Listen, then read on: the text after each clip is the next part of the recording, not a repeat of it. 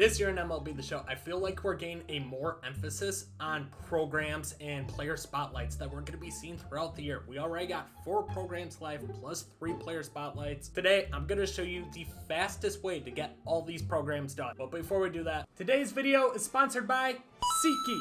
Baseball season is here, and SeatGeek's going to be your #1 spot for finding tickets to any game for any ballpark you want to go to. My favorite part about SeatGeek is that this little icon right here is meant to tell me just how good of a deal I'm getting on these tickets. Takes all the guesswork out of finding out if you're getting a good deal or not. Use code Bkindel at checkout, and it will take $20 off your first purchase. Click the link down in the description. In MLB The Show right now, we have 4 programs. We got the starter one where you can earn Roger Clemens. Then we got the Tokyo series, which just came out. Spring Breakout, where you can earn JJ Weatherholt. And then the Pipeline, where you can earn Walker Chain. All these programs, except for the starter program, has some really nasty cards that you can build your team with without spending any money. And they're usually pretty quick to get done. On top of that, while we're on the discussion on programs, you got player programs with Evolutions, where you can earn Dick Allen, Ubaldo Jimenez, Bobby Abreu, 3 new legends, Spotlight, which isn't out yet, and then some My Legacy stuff if you're into cosmetic. We're really going to hyper-focus on these top 3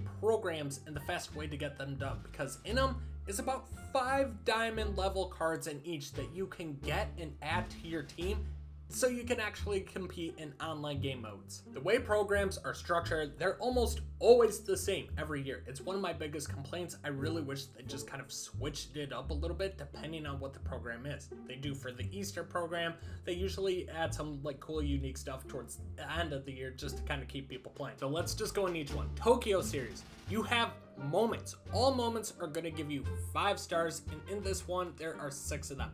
Right there is 30 of the 75 you need. Usually it gets you enough to get at least 1 player. With these players, you have player missions. For the Tokyo series specifically, 10 plate appearances with Shohei, then you got some PXP that you can earn with him. Each of these give you 5. So right there puts you towards 40. That earns you Shota Imamaga, who also, you guessed it, as a player mission, 9 innings, and then some more PXP. Another 10 earns you a show back, but along the way, you have stat missions. For the Tokyo series, it's hits with DH, case with starting pitchers, extra base hits with right fielders, then you also got Tokyo series missions. Those cards I were just showing you, you're going to be earning PXP with them specifically. If you get 1,000, you get 5.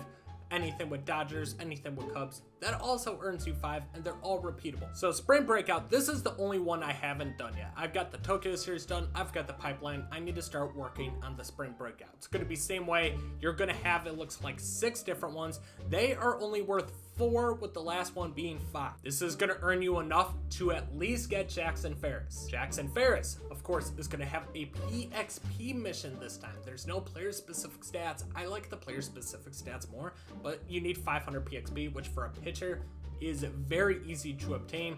You got theme-based stat missions with case with Dodgers, got some Pirates ones, hits, Ks. You just gotta look at the team and then what the exact stat correlates with that. Optional missions, these are gonna be cards that you can get from Showdown, speaking of which I still really need to play. And then Spring Breakout Collection, where if you collect 10 of these, you can actually earn an additional card. So if you get every card in this program, you get Lealdas, Dave Reyes, who's one of the top prospects in the Padres system, and is a decent all-around player. And then Showdown earns you 20. So some of them have a little bit of a different structure, but before we talk into that, let's go in the Pipeline, see what we got. I've completed this one. I think this is the most valuable one, just because I think a lot of even the gold cards, like this Christian Moore, this Nick Hurts, really good, and then the diamonds in this are nasty with Rushing, Lawler, Jenkins is one of my favorite cards, and then you also earn a Pipeline Deluxe pack. But you'll have moments, you have a lot of moments in this one, all gonna be worth 4 missions. Same thing, they're gonna be PXP style missions. So I got Churio, Spratmore, Rocker, Kurtz, Rushing, Lawler. All these are gonna give you 5, and you see you don't gotta do every single one of them.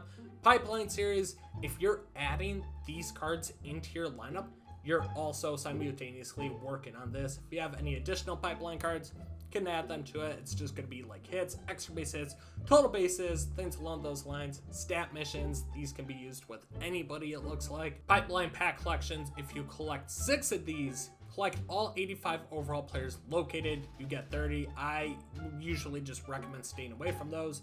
And then you got another Pipeline Series collection, which this is basically just for rookies to select. Now, fastest way to do this, the best part is you can simultaneously work on all of these in conjunction with one another.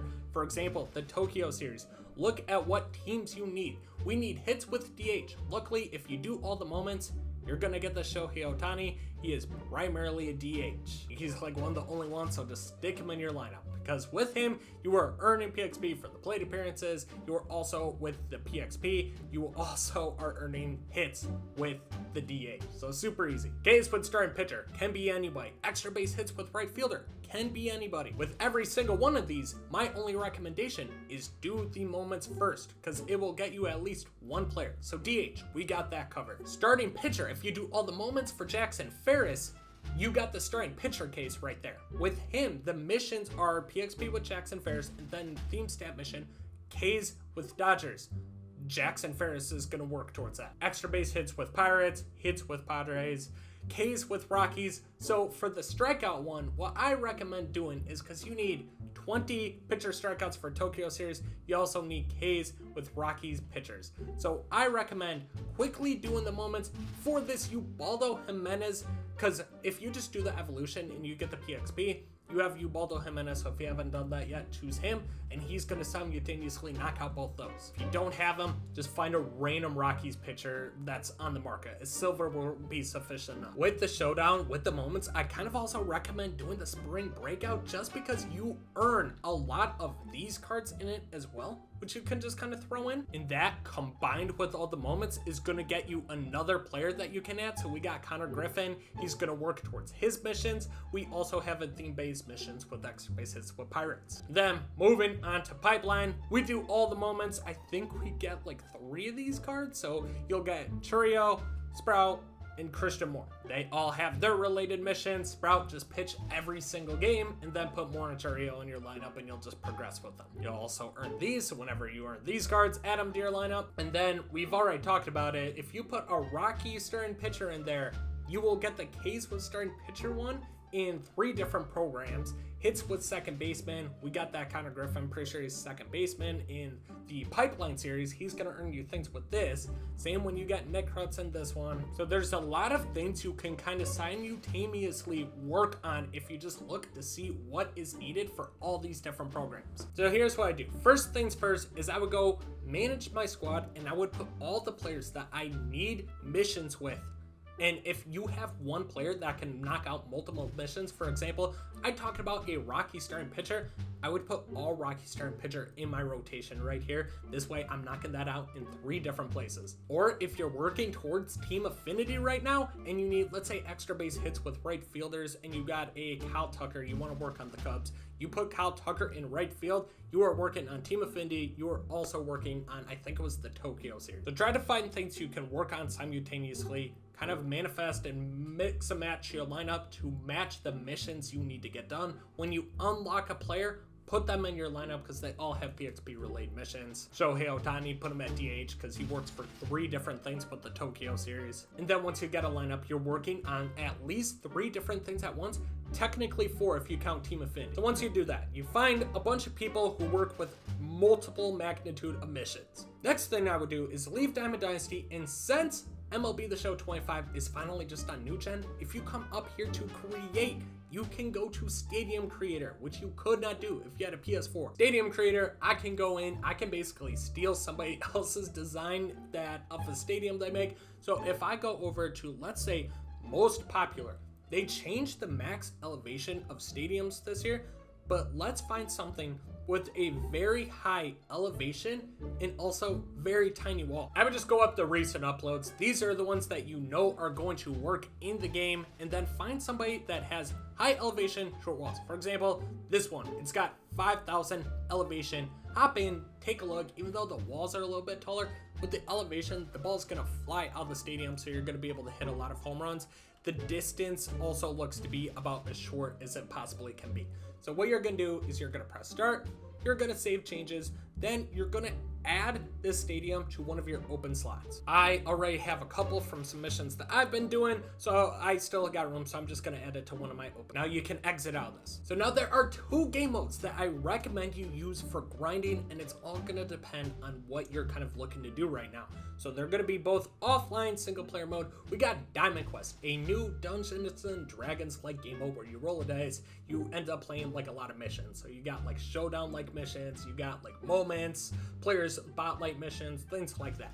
So what's nice about Diamond Quest is you have a couple different maps. You're gonna earn rewards, and you honestly can make a lot of coins if you get lucky. We got this one, but I recommend either focusing on this one or focusing on this one. I like this one just because the Pipeline Series cards, they go for a little bit of stubs, and you're working towards Rookie Sasaki. So you'll choose your lineup. You're gonna choose the lineup that you ended up kind of setting at the beginning of the video, where you're kind of working towards a variety of different missions. With these, you have 2 different spaces. You're gonna roll a die, and along it, you're gonna face moments, challenges, player spotlights. And what's nice about this is that it didn't happen in years past, is all of these missions, you use your Diamond Dynasty team, and they all keep track of stats. So if I play a showdown like mission, usually those stats never track.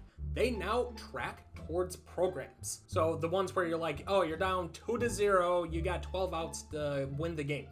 Every hit that I get in that one is going to count towards any program that I have to work toward. The stadium missions is where I can earn some of these cards. We got the rare and epic. You'll kind of see how hard they are to get depending on what difficulty you play on. So 10% on rookie, 10% on rookie. Your rookie chances aren't looking too hot. We have a chance to earn stubs. This one just takes a little bit longer to kind of accumulate stats because you're working on a majority of things, and you're doing a conquest like where you gotta roll dice, you gotta move spaces, and then eventually get some.